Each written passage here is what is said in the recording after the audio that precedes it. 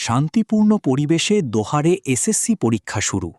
দোহার উপজেলায় অত্যন্ত শান্তিপূর্ণ ও সুশৃঙ্খল পরিবেশে শুরু হয়েছে ২০২৬ সালের মাধ্যমিক স্কুল সার্টিফিকেট এসএসসি ও সমমানের পরীক্ষা। আজ প্রথম দিনে বাংলা প্রথম পত্রের পরীক্ষার মধ্য দিয়ে সারা দেশের ন্যায় এই উপজেলায়ও পরীক্ষা শুরু হয়। সকাল ১০টা থেকে শুরু হয়ে দুপুর ১টা পর্যন্ত একটানা পরীক্ষা চলে। পরীক্ষা চলাকালীন কেন্দ্রগুলোর সার্বিক শৃঙ্খলা বজায় রাখতে উপজেলা প্রশাসনের পক্ষ থেকে কঠোর নিরাপত্তা ব্যবস্থা গ্রহণ করা হয়। প্রতিটি পরীক্ষা কেন্দ্রের চতুর্দিকে ২০০ গজের মধ্যে ১৪৪ ধারা জারি করা হয়েছিল, যাতে বহিরাগত কেউ বিশৃঙ্খলা সৃষ্টি করতে না পারে। সরেজমিনে বিভিন্ন কেন্দ্র ঘুরে দেখা যায়, প্রচণ্ড গরম উপেক্ষা করে শত শত অভিভাবক তাদের সন্তানদের পরীক্ষা কেন্দ্রের ভেতরে প্রবেশ করিয়ে বাইরে অধীর আগ্রহে অপেক্ষা করছেন। অনেক অভিভাবককে রাস্তার পাশে বসে ধর্মীয় গ্রন্থ পাঠ করতে বা গাছের ছায়ায় বসে সন্তানদের জন্য দোয়া করতে দেখা গেছে।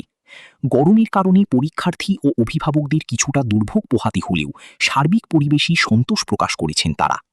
উপজেলা মাধ্যমিক শিক্ষা অফিস সূত্রে জানা গেছে, দোহার উপজেলার মোট ৬টি কেন্দ্রে এই পরীক্ষা অনুষ্ঠিত হচ্ছে।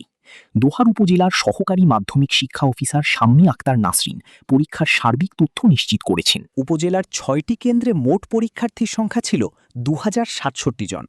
এর মধ্যে প্রথম দিনের পরীক্ষায় অংশগ্রহণ করেছে ২০৩৯ জন এবং অনুপস্থিত ছিল ২৮ জন শিক্ষার্থী।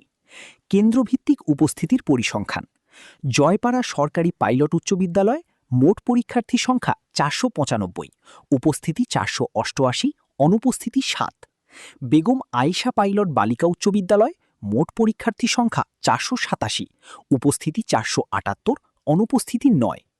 মালিকান্দা মেঘুলা স্কুল ও কলেজ মোট পরীক্ষার্থী সংখ্যা ৫০১, উপস্থিতি ৪৯৯, অনুপস্থিতি ২। মুকসুদপুর শামসুদ্দিন উচ্চ বিদ্যালয় ৩৪২, উপস্থিতি ৩৩৫, অনুপস্থিতি ৭। জয়পাড়া মাহমুদিয়া আলিম মাদ্রাসা মোট পরীক্ষার্থী সংখ্যা ৬৬, উপস্থিতি ৬৫, অনুপস্থিতি ১।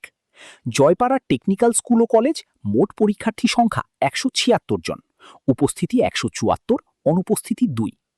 সহকারী উপজেলা মাধ্যমিক শিক্ষা অফিসার শাম্মী আক্তার নাসরিন আরও জানান, প্রথম দিনের পরীক্ষা অত্যন্ত আনন্দদায়ক ও শান্তিপূর্ণ পরিবেশে শেষ হয়েছে।